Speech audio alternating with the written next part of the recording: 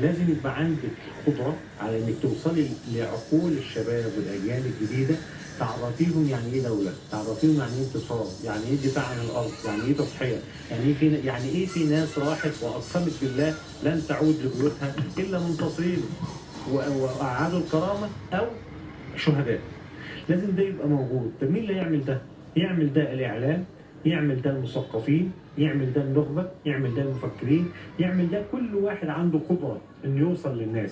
احنا محتاجين أجيالنا وأولادنا الجديدة، في أجيالنا الجديدة يبقوا على حالة من الوعي الكامل بمصر، بالبلد، بالوطن، بالتضحية، بالفداء، بالدم، بالأرض، بالامن القومي المصري.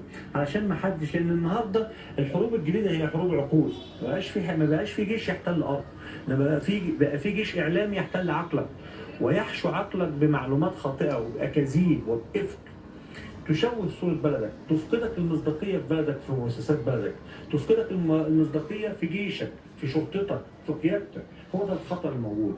اذا ما كانش عندك قدره وعندك جيش اعلامي حقيقي واعلام وطني حقيقي واعلام يعي دوره الحقيقي ويعي دوره الوطني، انت هتفقدي هذه الاجيال الجديده. حرب كانت نقطة انطلاق ناحية تنمية بدأتها مصر ولن تتوقف حتى تعود كما كانت. حجر زاوية المنطقة الاقتصادي والثقافي والسياسي بحسب آراء أهل الإعلام، راصد الأحداث ومتابعيها على مدار العقود الماضية. ما حدث من معجزة في حرب أكتوبر يعني ترتب عليه أننا وصلنا إلى مرحلة تحرير الأرض، وما يسبق أو ما يلي التحرير هو التطهير، وهذا ما تم من خلال العملية الشاملة سيناء 2018، وما تم فيها من القضاء على الإرهاب في سيناء. ثم تلي ذلك المرحلة الثالثة وهي التعمير.